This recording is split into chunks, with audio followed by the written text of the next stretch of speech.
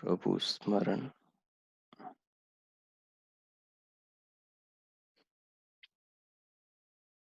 ओम।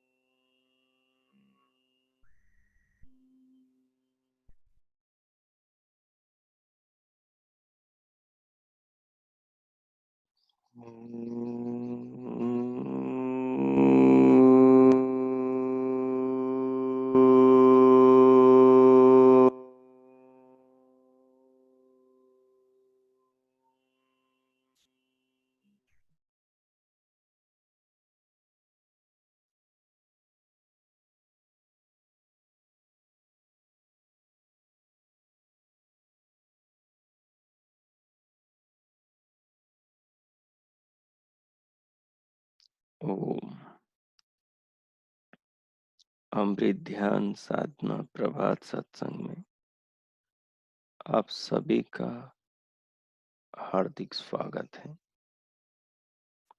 आइए थोड़ी देर प्रभु का स्मरण, मानसिक रूप से भगवान के नाम का जप, भगवान के उपकारों का स्मरण और भगवान का धन्यवाद, उनके प्रति कृतज्ञता अर्पण करते हुए फिर हम आज के विषय को समझने का प्रयास करेंगे। उसके लिए आप किसी अनुकूल आसन की स्थिति बनाएं, सीधे होकर बैठ जाएं, अनुकूल आसन लगा लें। आसन लगाकर कमर, पीठ और गर्दन को अनुकूलता अनुसार सहज और सीधा कर लें। दोनों हथेलियों को गोद में रख लें।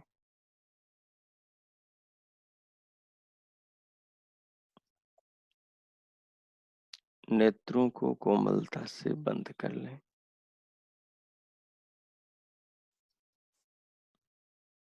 और बंद रखें।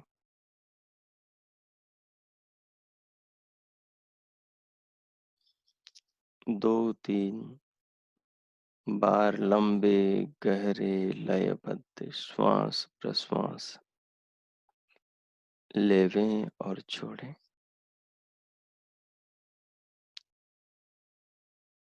लेते छोड़ते हुए मन को पूरी देह पर फैलाएं। भीतर आती जाती श्वास को महसूस करते हुए पूरी देह को मन के द्वारा अनुभव करें।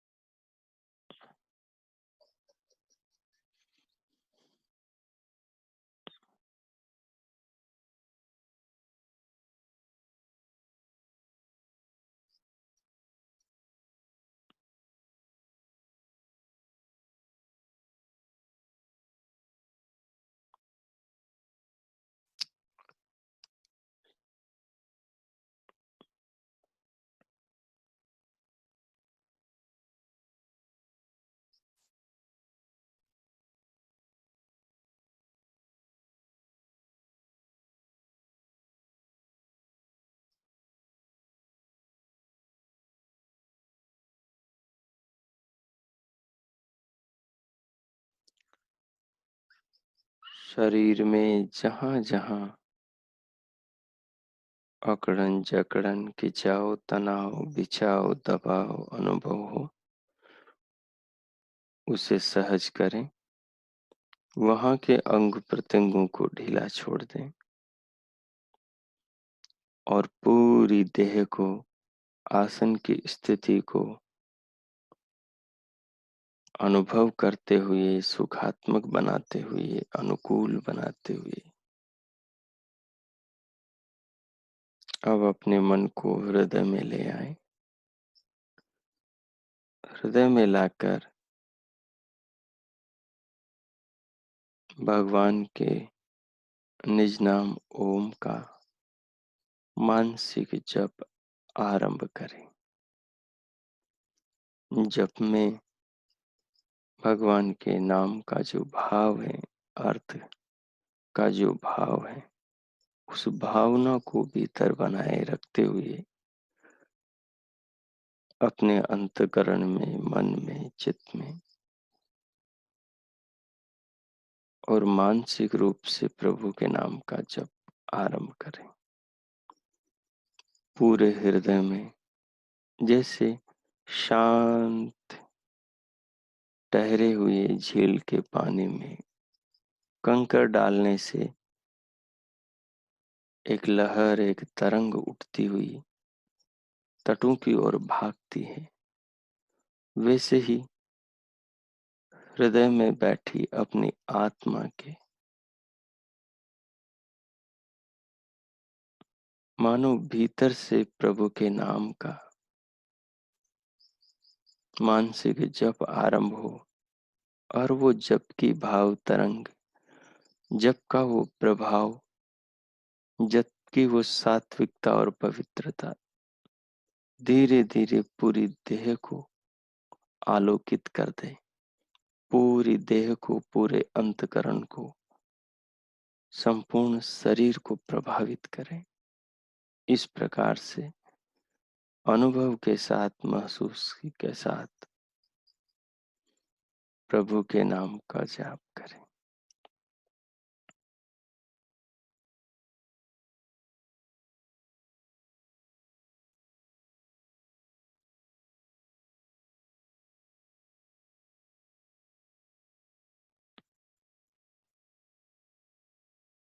भगवान के नाम का जप का भाव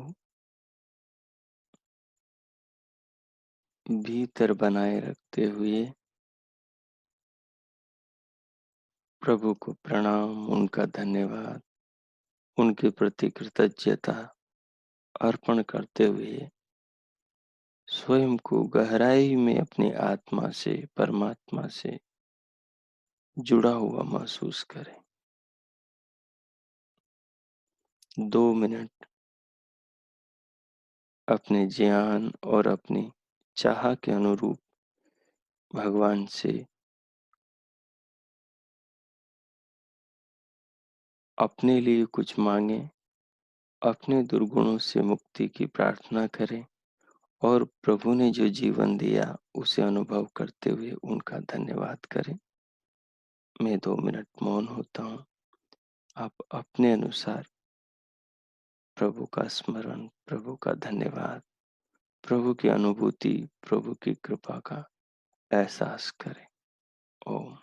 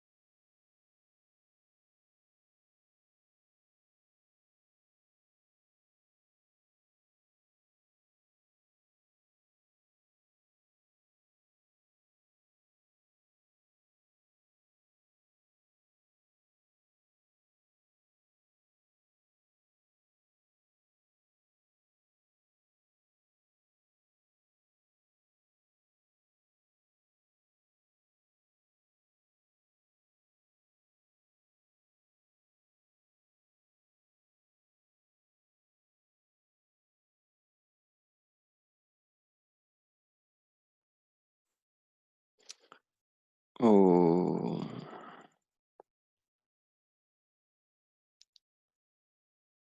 अब इस भावना के साथ धीरे धीरे भीतर से बाहर आ जाएं। दोनों हथेलियों का परस्पर घर्षण करें। मुखमंडल का स्पर्श करें। उंगलियों के मध्य से पलकें खोलते हुए भीतर से बाहर आ जाएं।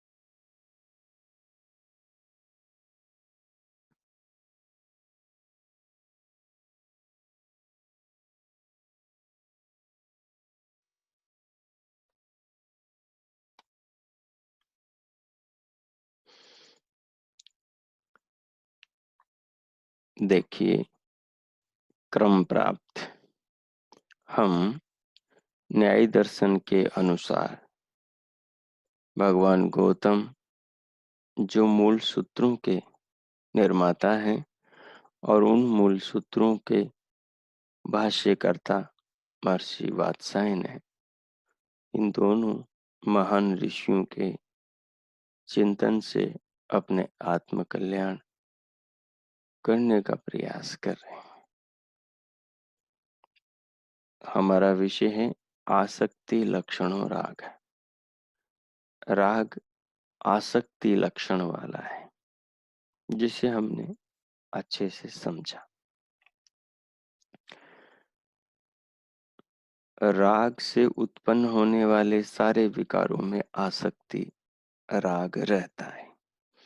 काम भी एक आसक्ति का राग का ही परिणाम है, और मत्सर भी, मत्सर में उत्पन्न जलन भी, डाहा भी, वो सब भी राग का ही परिणाम है। और स्पृहा,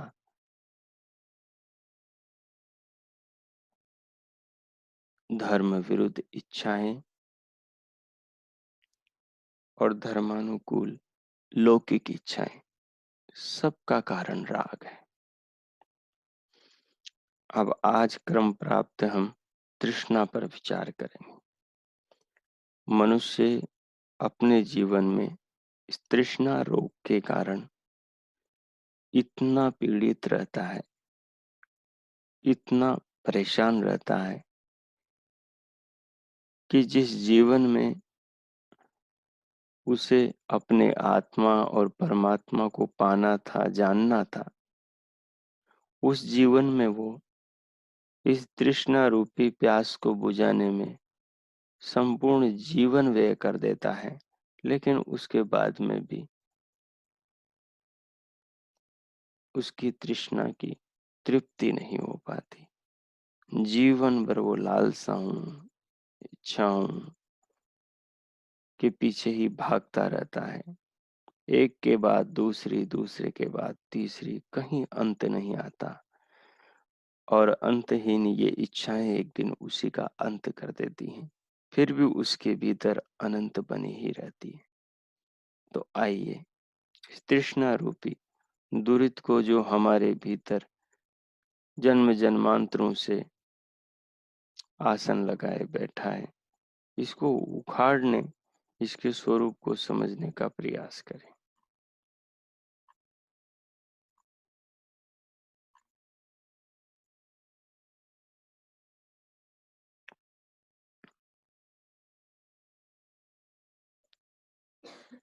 देखिए,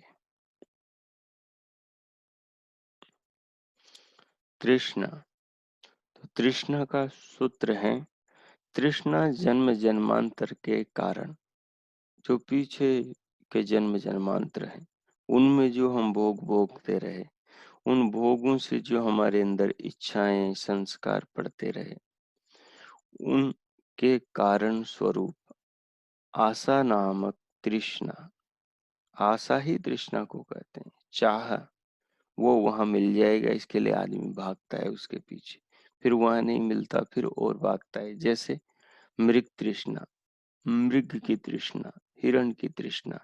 दूर उसे धूप में मई जून में पानी दिखाई देता है, जमीन से निकलती वाष्प, पानी जैसी प्रतीत होती तो भागता है, वहां जाता है तो कुछ नहीं मिलता, फिर दूर दिखाई देता है, फिर दूर भागता है, दूर जाता है तो कुछ नहीं मिलता, क्योंकि उसमें विवेक नहीं। विवेक होता तो उस चीज को समझता, विवेक नहीं इसलिए भ्रांति से जो जल नहीं उसको भी जल समझता है, जिससे प्यास नहीं बुझ सकती उससे प्यास बुझाने के लिए इधर उधर भटकता है, लेकिन कहीं पर प्यास नहीं बुझती उसकी, प्यासा का प्यासा ही रहता है। तो विवेक के बिना जो आशा, विवेकहीन जो आशाएं, इच्छाएं जो पैदा होती हैं, तृष्णाएं पैदा होती हैं, वो इंसान को समूल तबाह करके भी परितृप्त नहीं होती, उनका अंत नहीं होता, वो शांत नहीं होती और भी उद्विग्न हो उठती। यह मेरा पदार्थ नष्ट ना हो, यह हर मनुष्य में चाह होती। मेरा का मतलब शरीर आ गया, मेरा का मतलब शरीर का रंग रूप आ गया, मेरा का मतलब शरीर के भीतर की सारी चीजें, सब कुछ आ गया। मेरा का मतलब परिवार आ गया, शरीर की सुख सुविधाएं आ गई, शरीर से जुड़े सारी अपेक्षाएं आ गई। अपेक्षाओं का कोई अंत नहीं, जितनी बड़ा हो उतनी फैलती जाती है। इस प्रकार की इच्छा को तृष्णा कहते हैं, जो अंतहीन है। अब आइए तृष्णा की बारीकियों में प्रवेश करते हैं। पूर्वज ऋषि मुनियों ने, महामना धर्म के सूक्ष्म ज्ञाताओं ने, जो जीवन में तृष्णा के खूंखार, जीवन को तबाह करने वाले कुरूप को देखा है, उनके द्वारा आइए इस दुरित को समझने का प्रयास करें। तृष्णा ही सर्व पापिष्ठा नित्योद्वेगकरी स्मृता अधर्म बहुला चैव घोरा पापानुबंदिनी। करें तृष्णा क्या है? महाभारत का वाक्य है। भगवान वेद व्यास कहते हैं तृष्णा क्या है? तृष्णा ही सर्व पापिष्ठा, संसार में, जीवन में सबसे बड़ा पाप पैदा करने वाली, पाप की राह पर चलाने वाली मनुष्य के मन की तृष्णा है।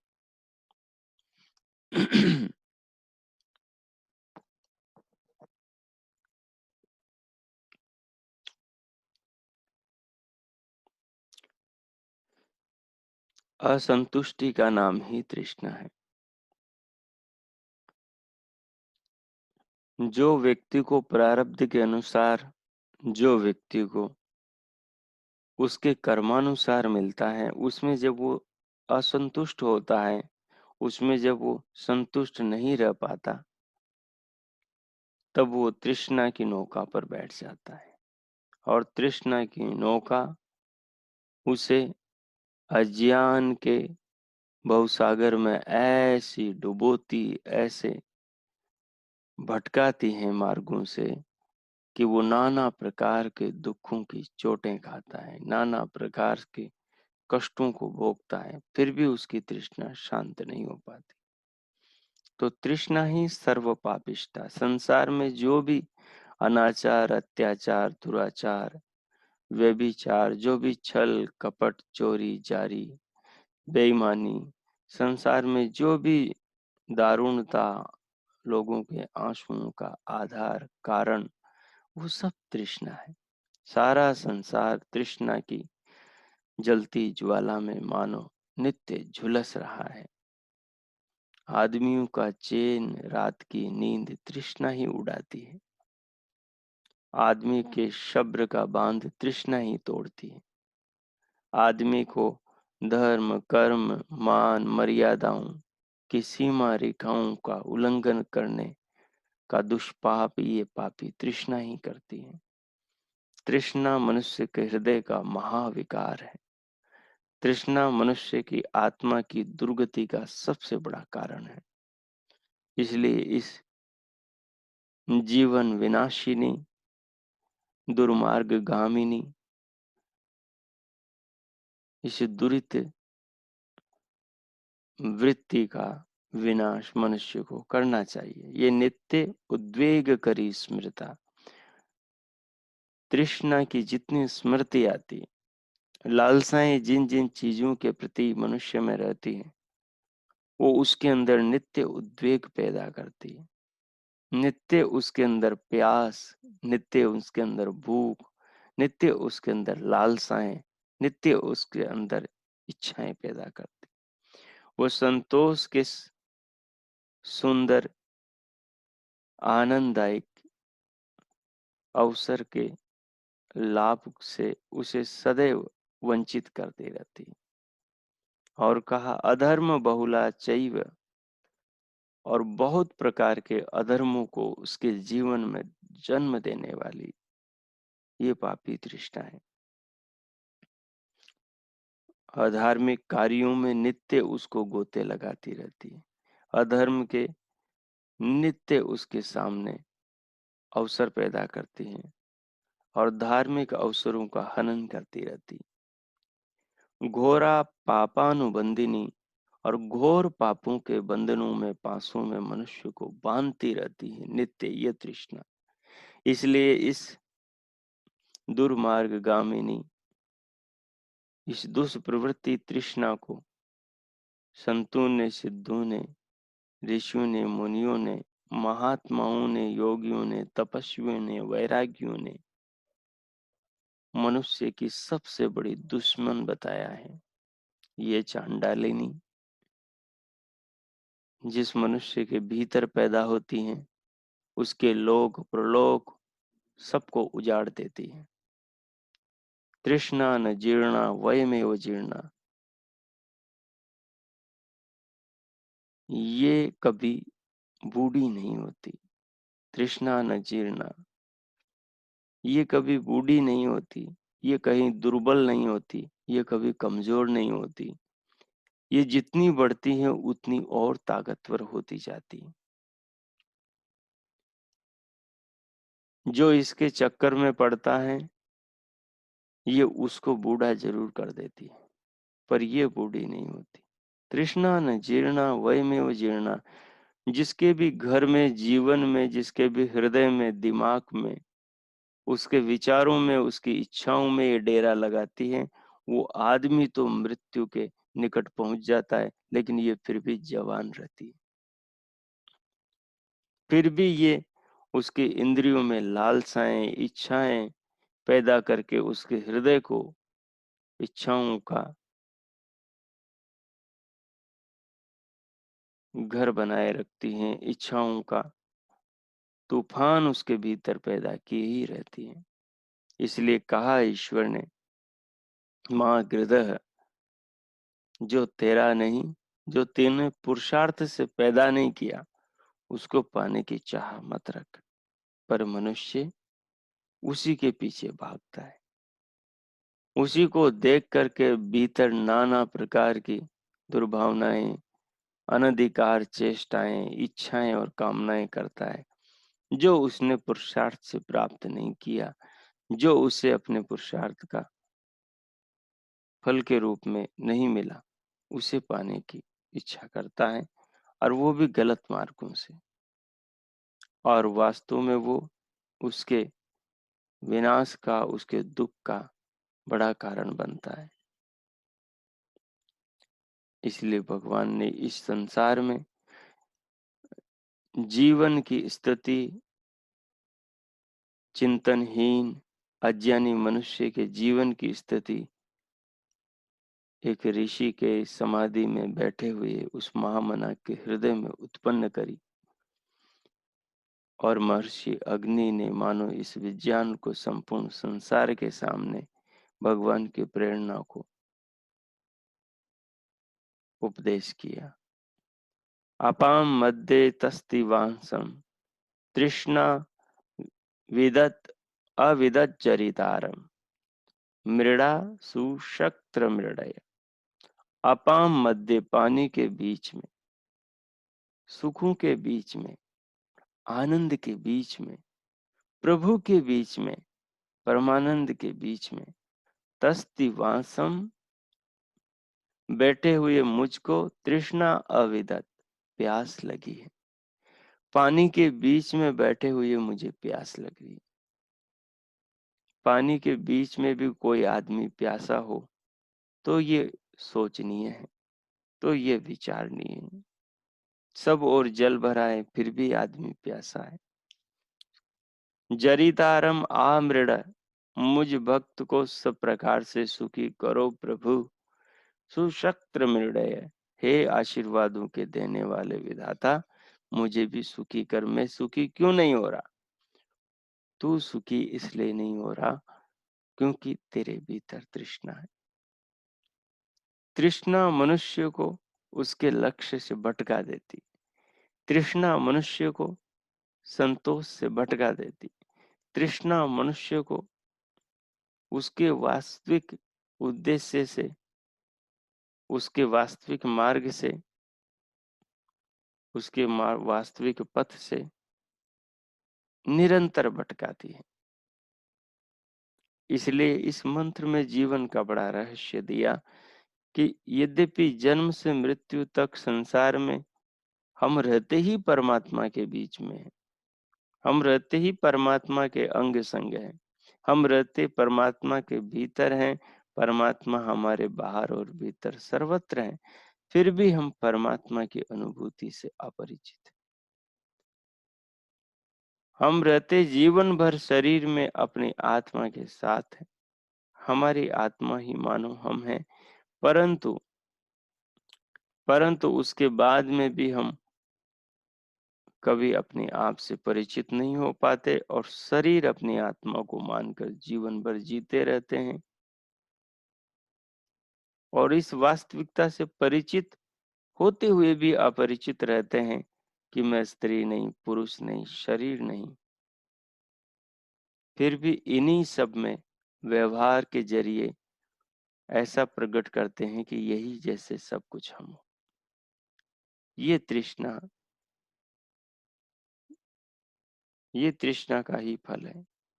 ये तृष्णा का ही तांडव है जिसमें आदमी निरंतर पिसा जा रहा है। उसे अपनी ओर झांकने का ये तृष्णा मौका ही नहीं देती कि वो खुद को भी पहचान ले, जरा ठहर जाए, बैठ जाए, अपने भीतर झांक ले। उसे अवसर ही नहीं देते। उसे इधर उधर संसार की वस्तुओं में ऐसी घुमाती हैं कि वो इस भूल भुलैया में स्वयं को भूले ही रहता है।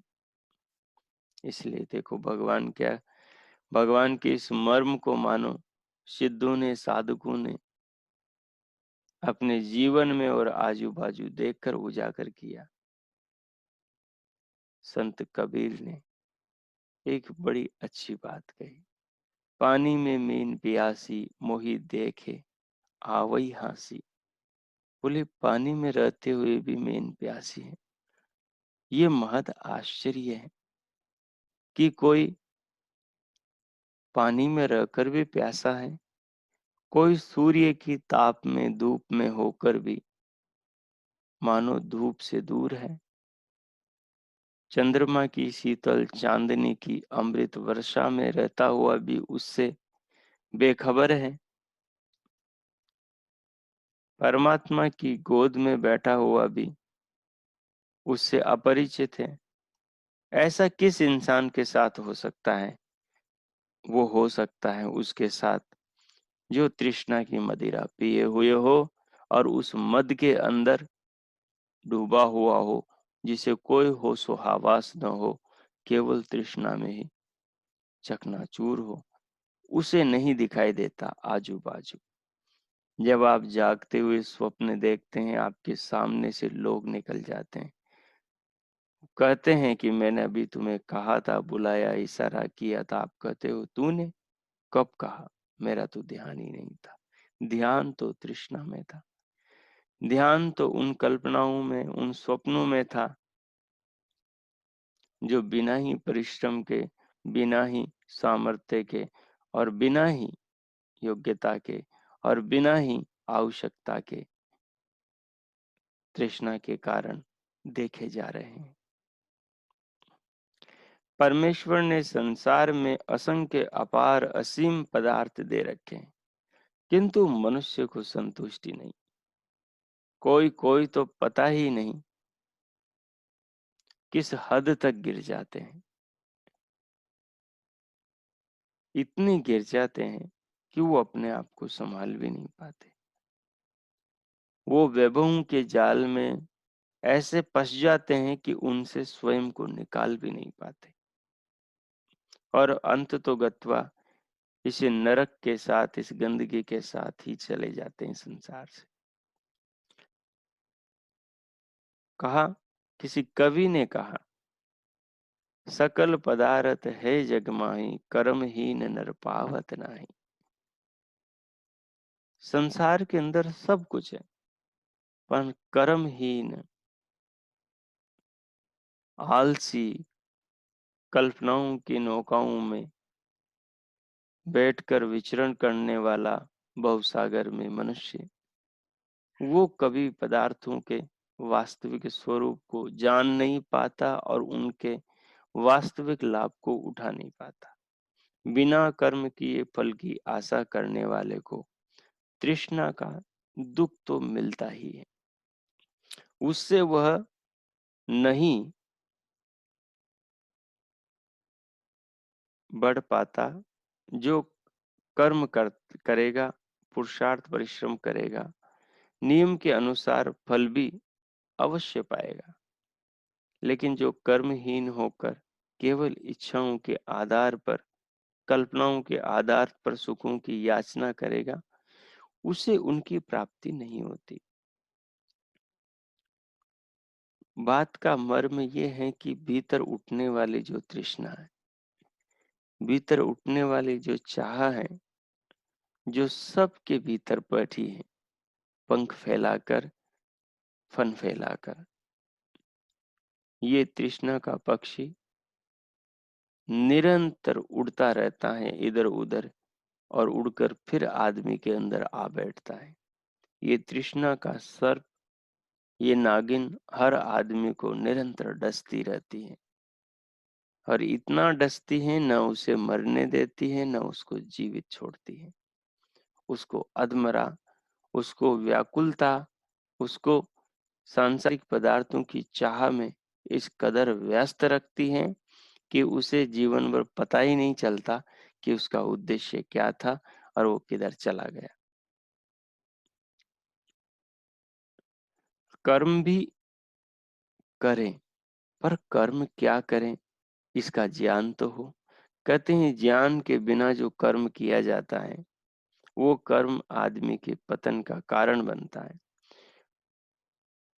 क्योंकि ज्ञान के बिना कृत कर्म से जो फल मिलता है, वो फल ज्ञानियों की दृष्टि में श्रेष्ठ नहीं होता। वो आदमी के कल्याण का कारण नहीं बनता।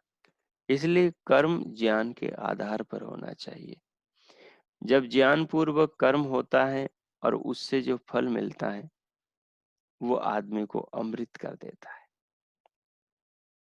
इसलिए देखो क्या कहा, जो मनुष्य बिना ज्ञान पूर्वक कर्म करता है, अर्थात विधाता के विधान के विपरीत केवल लालसाओं से ही वस्तुओं को पाने की आकांक्षा रखता है, उस व्यक्ति की सर्वत्र दुर्गति होती है और इच्छाओं का संसार में कोई अंत नहीं। आदमी के पेट की आग, आदमी की भूख सामान्य से सामान्य शुद्ध भोजन से हो सकती, और आदमी की ये भूख बढ़ जाए, आदमी के मन में बीमारी हो जाए, तो 2 रोटी से भरने वाला पेट 1000 रोटियों से नहीं भरता। 20 रुपए से भरने वाला पेट 20,000 से भी नहीं भरता।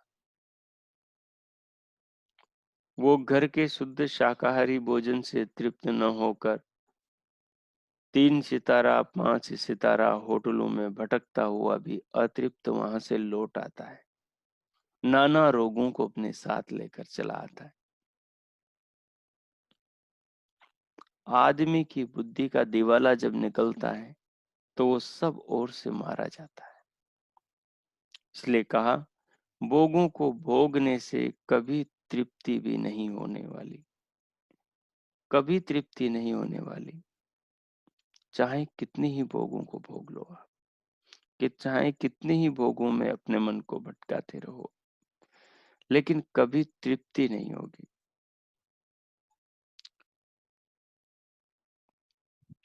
और हम लोग उनसे तृप्त होना चाहते हैं, लेकिन भोगों से कोई तृप्त तो हो नहीं सकता, क्योंकि भोग है ही क्षणभंगुर। सुख देने वाले,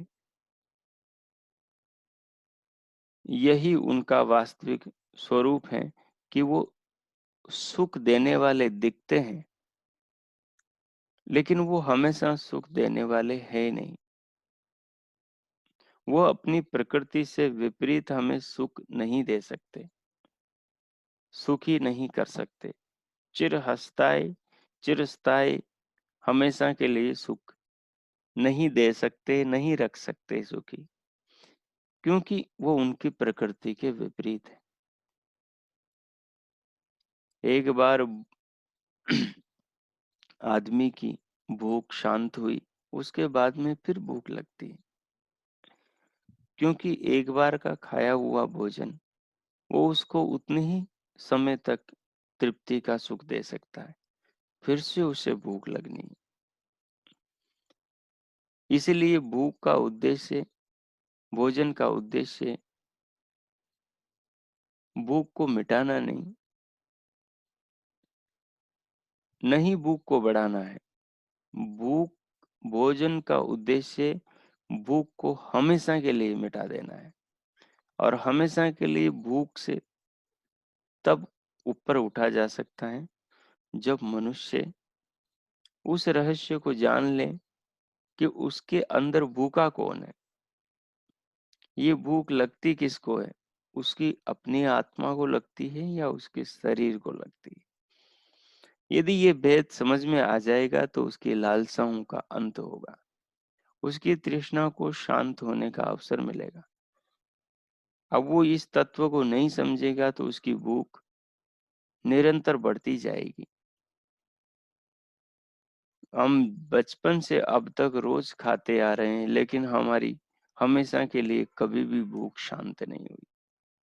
आज खाया, फिर सुबह खाया, शाम को फिर आ गई। शाम खाया, फिर सुबह मुंह उठाकर चली आई।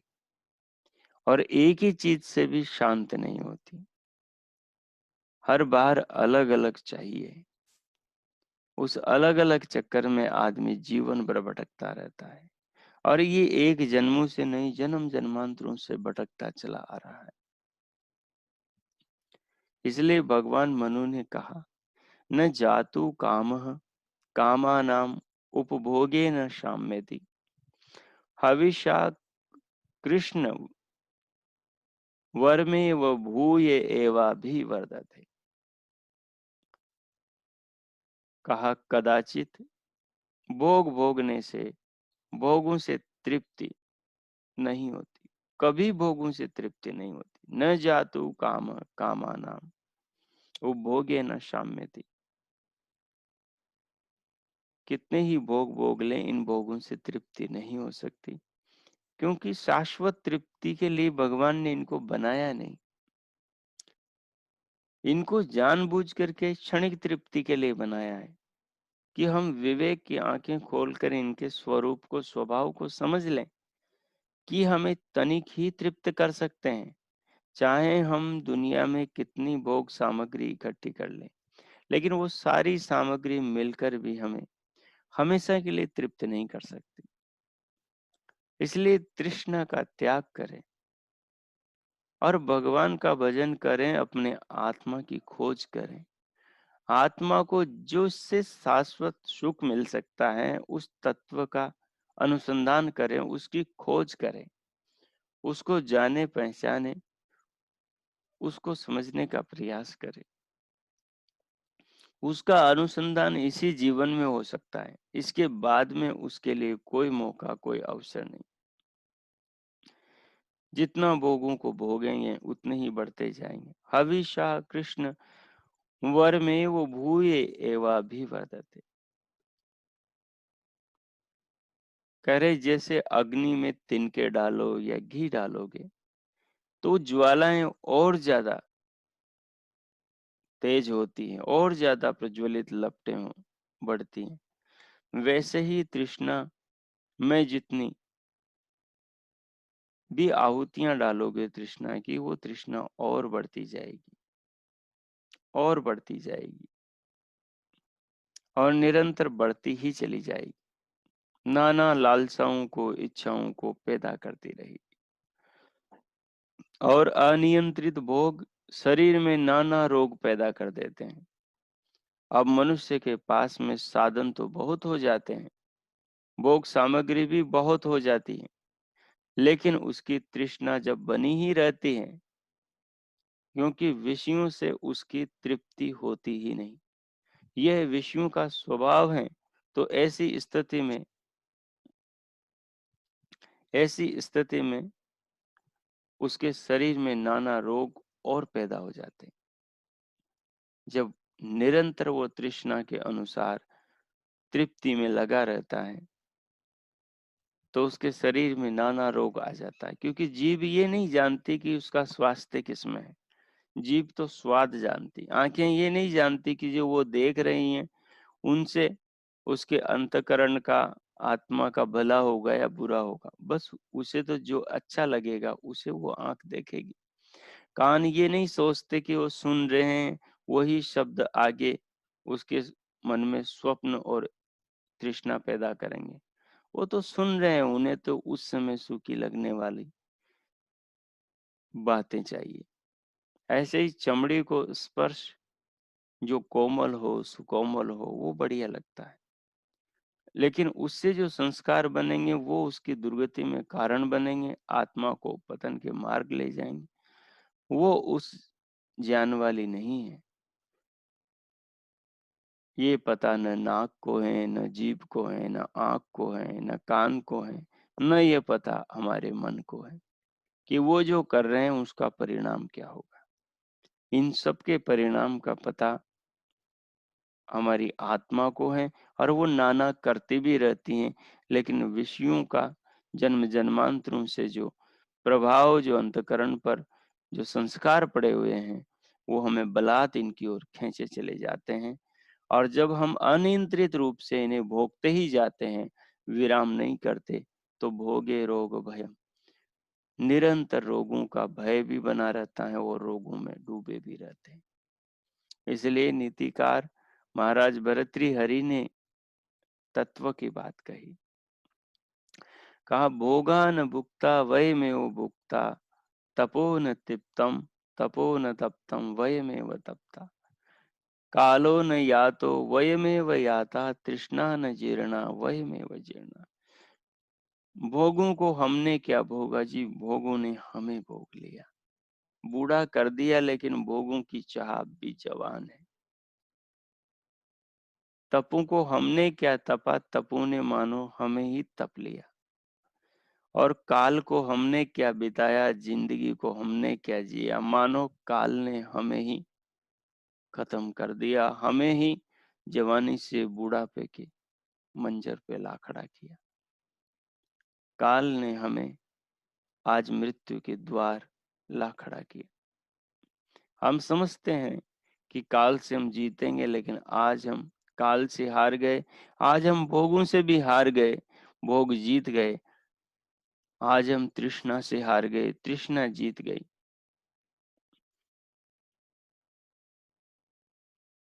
क्योंकि ये सब आज भी जवान है और हम बूढ़े हैं।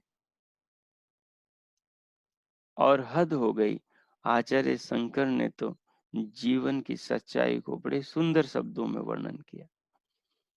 कहा अंगम गलितम पलितम मुंडम, दशन विहीनम जातम तुंडम, वृद्धो याति गृहीत्वा दंडम, तदपि न मुंचति आशा पिंडम। शरीर गल गया, बाल पक गए, मुख बिना दांत के हो गया, पिचक गया, पैरों से चला नहीं जाता, सहारे के लिए डंडा हाथ में टेकता हुआ आदमी गिड़गिड़ाता हुआ इधर उधर भटकता है। तब भी आशा, उसका पीछा, उसका पिंड उसको नहीं छोड़ती। फिर भी उसे भटकाती है आशा, फिर भी उसे रुलाती है, फिर भी आशा उसे अपनी अग्नि में अहरनिश जलाती है। बेटे उसके पास नहीं बैठते, क्योंकि अब वो बूढ़ा हो गया है, अब शरीर पूरा ही बिगड़ गया है। देखकर भी बच्चों को डर लगता है, तो कोई उसके पास नहीं आते। और उसकी आशा अब और जवान हो गई है, इच्छा पूरी नहीं होती तो इच्छा भड़क उठती है। तो ये इच्छा, ये आशा, ये तृष्णा की ज्वाला इंसान को जितना इसमें घी डालता है, जितना इसको तृप्त करता है, ये और भड़कती जाती है। इसलिए कहा, तृष्णई का तरुणायते। बोले सब अंग बूढ़े हो गए, किंतु अकेली तृष्णा तरुणी हो रही है। वह दिनों दिन मनो मानो जवान होती जा रही है। इसलिए भगवान के उपासक के हृदय में ये सूत्र प्रकट हुआ कि अपाम मध्य तस्ति वासम, तृष्णा अविदत जरितार। जब तृष्णा होगी तो सर्वत्र संसार में भले परमात्मा होंगे, भले सब कुछ होंगे, भले शास्त्रों का ज्ञान होगा, लेकिन फिर भी उस शांति को प्राप्त नहीं कर पाएंगे जब तृष्णा भीतर होगी। इसलिए कहा, जल के मध्य में भी तृष्णा के कारण हम सब मानो प्यासे हैं। ये संसार ही जल का प्रतीक है। संसार में सर्वत्र बैठा परमात्मा है, लेकिन उसके होने के बाद में भी हम सब उससे अपरिचित हैं, क्योंकि तृष्णा ने हमें सब ओर से घेर रखा है। जो जीवन का वास्तविक केंद्र है, जिससे हमारा भला और कल्याण हो सकता है, उस पर हमारी आंखें नहीं गड़ी हुई, उससे हम जुड़े नहीं हुए, उस केंद्र से हम पूरी तरह भटके हुए हैं। भगवान ने संसार में इतनी सुंदर चीजें बनाई, उन सुंदर चीजों का, उन वस्तुओं का, सबका उद्देश्य परमात्मा की महिमा को, उसके वैभव को, उसकी महानता, उसके संदेशों को, और जो जीवन में उसने जीवन के कल्याण के सिद्धांत निश्चित किए, उस पर चलने का आदेश है। उस पर चलने को जीवन मिला है, लेकिन उससे भटक कर हम और ही कुछ पर चल पड़ते हैं। इसलिए बहुत अच्छी बात कही, जब मनुष्य की रुचि इच्छा विकृत हो जाती है, तो उसे किस प्रकार से दलदल में गिराती हैं, मनुष्य की मन की क्या स्थिति पैदा कर देती हैं। किसी कवि का वाक्य है, भ्रमरा मधु वांछन्ति व्रणम इच्छन्ति मक्षिका। बोले जो भ्रमर हैं, जो भौंरे हैं, वो तो पुष्पों के पराग पर बैठते हैं, और जो मधु की कामना करते हैं, और जो मक्षिका मक्खियां हैं, वो दुर्गंध की इच्छा रखने वाली मक्खियां पीप पर, गंदगी पर, दुर्गंध पर, मलमूत्र विष्ठा पर बैठती। तो तृष्णा जिसके भीतर पैदा हो जाती है, उसको उस विधाता के सौंदर्य को देखने नहीं देती, नहीं उसकी निगाह को अपने आत्मा की ओर जाने देती। ये बस संसार के उस कीचड़ में, उस दुर्गंध में इस आदमी को उलझाए रखती है, और ये कभी उसके ऊपर उठ भी नहीं पाता। इसलिए एक जो काल्पनिक घटना है, हकीकत भी हो सकती है, पर जो घटना है, वो घटना बड़ी अद्भुत है। कहते हैं, जब सिकंदर ने अपने गुरु अरस्तु को बताया कि वो भारतवर्ष जा रहा है, तो अरस्तु ने उसे कहा कि उसे गंगा जल, गीता पुस्तक और एक ज्ञानी गुरु, सिद्ध सन्यासी भारत से लेकर आना है। जब सिद्ध साधु को लेने के लिए उसने किसी को भेजा, वो खुद गया। सिद्ध साधु से उसकी मुलाकात हुई और जब उसने अपने गुरु की बात सिद्ध साधु के सामने रखी और सिद्ध साधु को वहां से ले जाने के लिए बलपूर्वक प्रयास किया, नाना प्रकार से दबाव बनाए, तो सिद्ध साधु ने तिरस्कार पूर्वक जो उसको अस्वीकार किया और उसको जो शब्द कहे, उसे कवि चंद्र ने अपने शब्दों में बड़े सुंदर ढंग से कहा।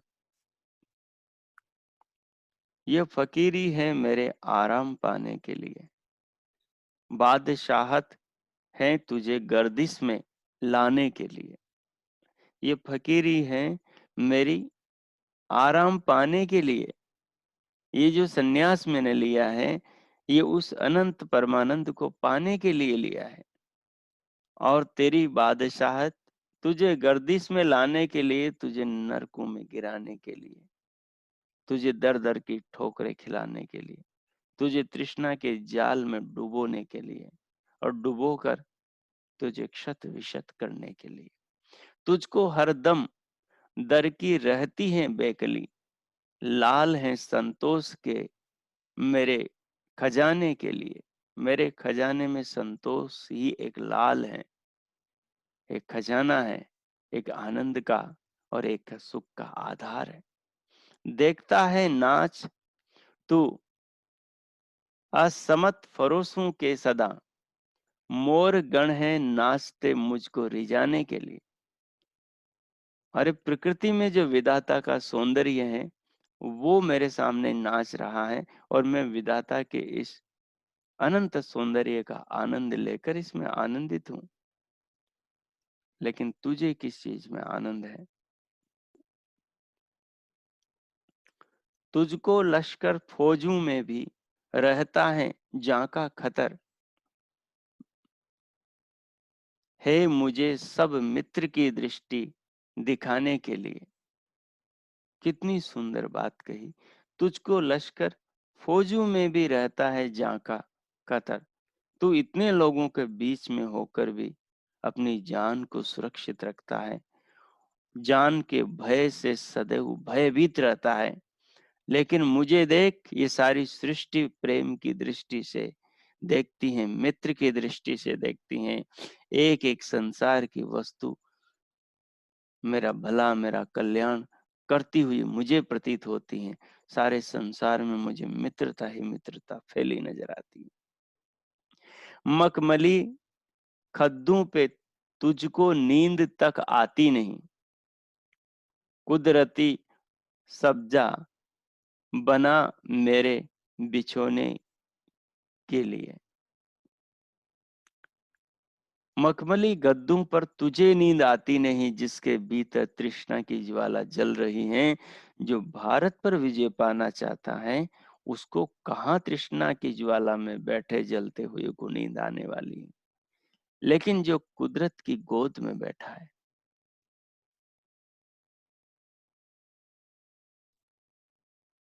जो भगवान की गोद में बैठा है और जो पृथ्वी के आंचल में बैठा हुआ है, उसको कहाँ मखमली बिछोने की आवश्यकता, जिसके जीवन में संतोष समा गया है।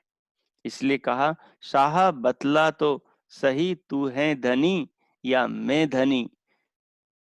चंद्र आया है तुझे, चंद्र आया है मुझे तो आजमाने के लिए। तो धनी तू है या धनी मैं हूं? कौन है धनी? इसलिए इस तत्व को समझने की आवश्यकता है। जीवन के अंदर क्या महत्वपूर्ण है? भगवान ने इंद्रियों को बहिर्मुखी बनाया है। तत्व ज्ञान के द्वारा इन इंद्रियों को अंतर्मुखी किया जाता है। अंतर्मुखी करने पर ही कोई धीर पुरुष, योगी, साधक पुरुष इन इंद्रियों के द्वारा अंतर्मुखी होता है,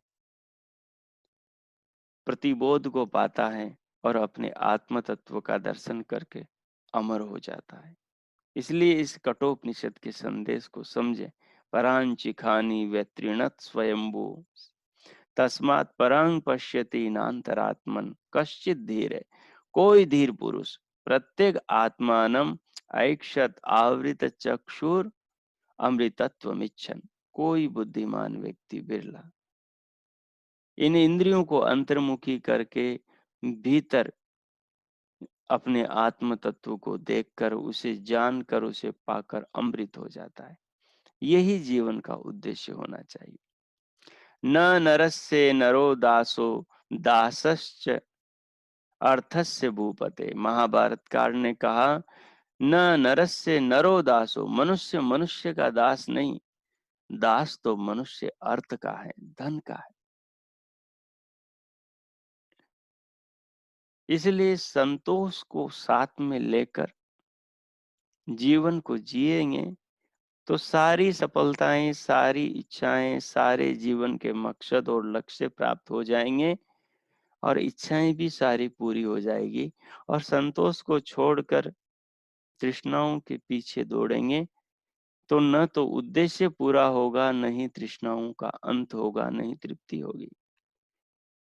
धन का सदुपयोग मुक्ति का और सुखों का द्वार खोल देता है और दुरुपयोग दुखों का। धन के सदुपयोग में उत्पन्न संतोष सबसे बड़ा धन है और दुरुपयोग से उत्पन्न असंतोष समस्त दुखों का महान कारण है।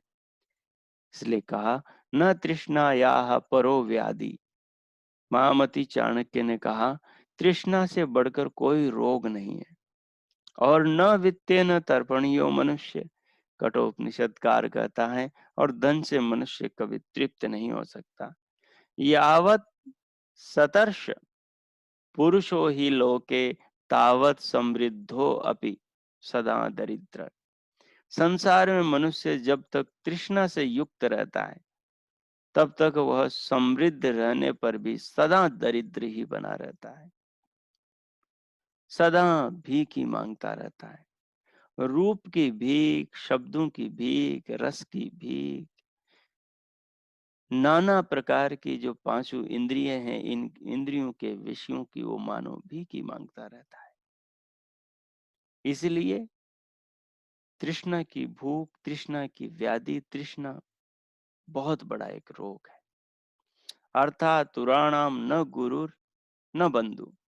अर्थ में आतुर, धन में आतुर, धन लोलुप व्यक्ति, ऐसे मनुष्य का संसार में कोई सगा संबंधी नहीं होता। वो अपने स्वजनों से भी धन कमाने की सोचता है। उसका कोई गुरु नहीं होता और उसका कोई बंधु नहीं होता, क्योंकि वो गुरु में भी व्यापार की प्रवृत्ति रखता है और वो बंधु में भी, स्वजन में भी व्यापार की आंख से ही देखता रहता है। वो हर जगह धन की दृष्टि से ही सब संबंधों को देखता है। ऐसे नीच मनुष्य को संसार में संतोष नहीं मिलता और न ही उसे विधाता की जीवन लक्ष्य की प्राप्ति होती। इसलिए जीवन में संतोष अति आवश्यक है। संतोष के बिना जीवन में सफलता नहीं मिलती। संतोष अत्यंत आवश्यक है। सतु भवति दरिद्रो यस्य तृष्णा विशाला। जिसकी तृष्णा विशाल है, वो मनुष्य स्वतः दरिद्र है। उसको दरिद्रता से कोई नहीं बचा सकता। इसलिए अंतिम में एक ही बात कहूंगा कि जो चाणक्य ने, महामती चाणक्य ने महान तत्व को कहा संतोष के बारे में, और महाभारतकार ने जिस तत्व को कहा कि संतोषो वै स्वर्गतम संतोषः परमं सुखम, तुष्टेर्न किंचित परतः सा सम्यक प्रतितिष्ठति। मनुष्य के मन में संतोष का होना स्वर्ग की प्राप्ति से भी बढ़कर है। संतोष ही सबसे बड़ा सुख है। संतोष यदि मन में भली भांति प्रतिष्ठित हो जाए तो उससे बढ़कर संसार में कुछ भी नहीं है। ईप्सितं मनसः सर्वं कस्य संपद्यते सुखम दैवा आयत्तम यतः सर्वं तस्मा संतोष संतोषम आश्रयत। किसी के सभी मनोरथ पूरे नहीं होते संसार में, क्योंकि सब कुछ देव के अधीन है। अर्थात मनुष्य के, यहाँ देव का अर्थ मनुष्य के कर्म, मनुष्य के पूर्व कर्म, मनुष्य की जाति, आयु, भोग, उसके पिछले किए हुए कर्मों के अनुरूप है और उसके पुरुषार्थ के अनुरूप। केवल इच्छा से संसार में कुछ भी प्राप्त नहीं होता। इसलिए जो उसके सामर्थ्य से उसे उपलब्ध हो, उसमें मनुष्य को संतुष्ट रहना चाहिए। सब कुछ संसार में, सब कुछ सबको कभी नहीं मिलता, किसी को भी नहीं मिलता। इसलिए इस तृष्णा की काट, इस तृष्णा के रोग की दवा केवल और केवल संतोष है। और ये संतोष आता है तृष्णा से पीड़ित व्यक्ति के अंदर शास्त्रों के ज्ञान से, आत्मा के ज्ञान से, चिंतन मनन से, जीवन पर विचार करने से। तो आइए जीवन पर हम विचार करें और अपने भीतर से इस रोग को बाहर करें और जीवन के कल्याण के मार्ग पर आगे बढ़ें। तो इस प्रकार से राग पक्ष का ये चौथा विकार आज हमारे चिंतन का विषय था। आगे पांचवें विकार पर हम चर्चा करेंगे, जो भी इसके जैसा ही है, जिसको लोभ कहते हैं। आइए अब शांति पाठ करते हैं। ओम द्यौ शांतिरंतरिक्षं शांति पृथिवी शांतिरापः शांतिरोषधयः शांतिः वनस्पतयः शांतिर्विश्वे देवा शांति ब्रह्म शांतिः सर्वं शांतिः शांतिरेव शांतिः सामा शांतिरेधि। ओम शांति शांति शांति। ओम। ओम। सभी को नमस्ते। सबका दिन शुभ हो, सबके लिए ईश्वर से बहुत बहुत मंगल कामनाएं। इति ओम। सम।